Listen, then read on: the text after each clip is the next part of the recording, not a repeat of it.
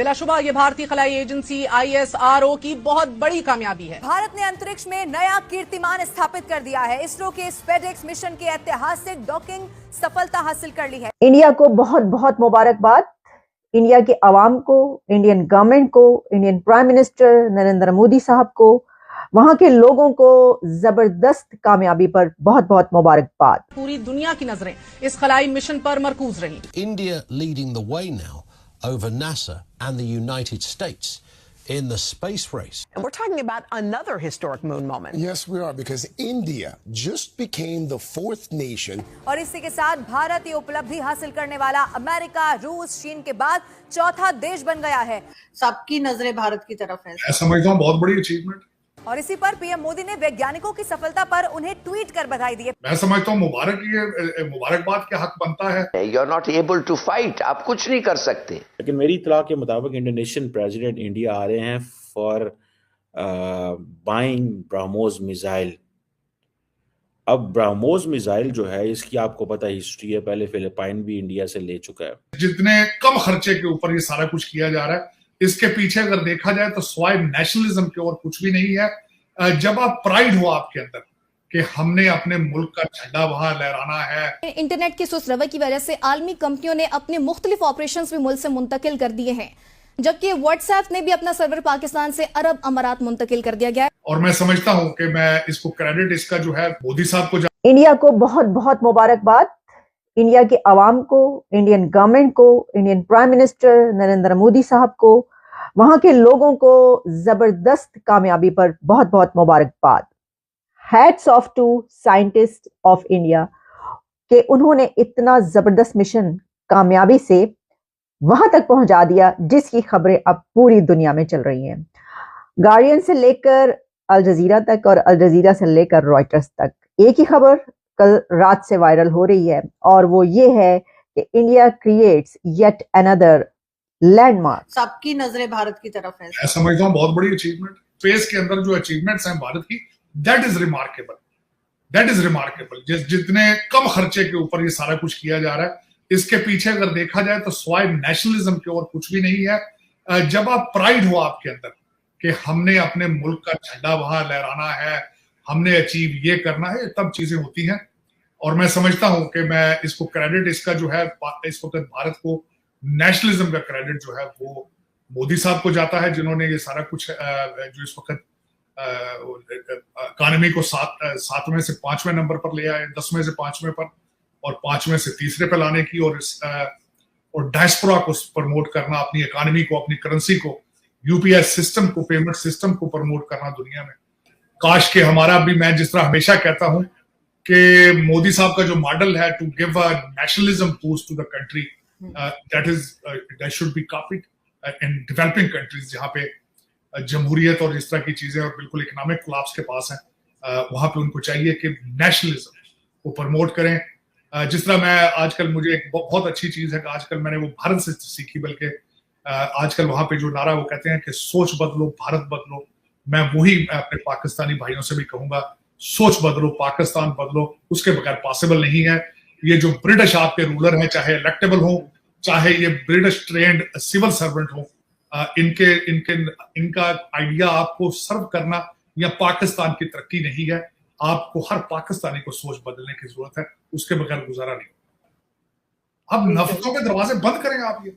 बल्कि आरजू, मैं ये बिलखसूस ये कहूंगा, हमेशा मैं कहता हूं कि भारत के मॉडल को फॉलो करो और भारत के साथ ट्रेड करो भाई, रिलेशनशिप ठीक करो, ट्रेड करो।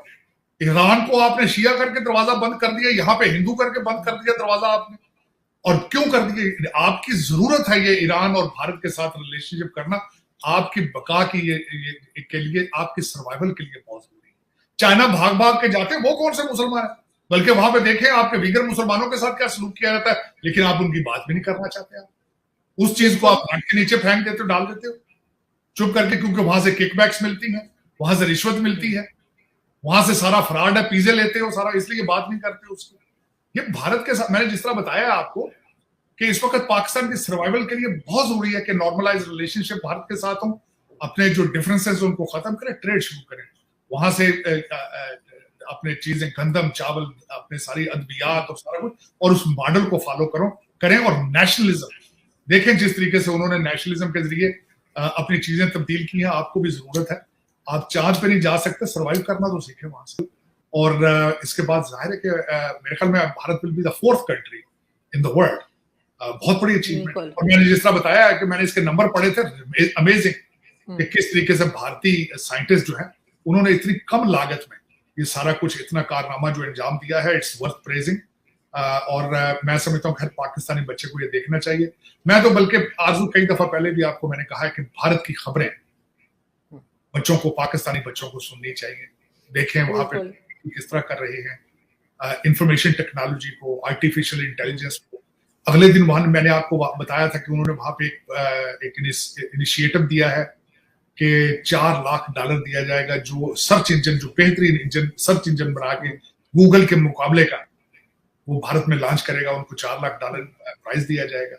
तो इस तरह के इनिशिएटिव पाकिस्तान में भी होने चाहिए। मैं हमेशा कहता हूं कि हमारे किसी अभी तक इंसान ने, पाकिस्तानी ने पाकिस्तान के लिए कोई रोड मैप नहीं बताया, कोई डिजिटल पाकिस्तान का नारा नहीं लगा रहे, कोई इस तरह का इनिशिएटिव किसी कंपनी को नहीं दिया जा रहा कि बताएं एक्सपोर्ट किस तरह बढ़ानी है, क्या मैन्युफैक्चर करें यहाँ पे।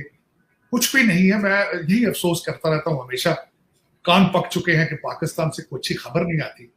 लेकिन ये ज्यादती है। मैं आपको बड़े सूख से कह सकता हूँ, आप बच्चे आपके भारत की खबरें सुनना शुरू कर दें, आपकी तरक्की पास।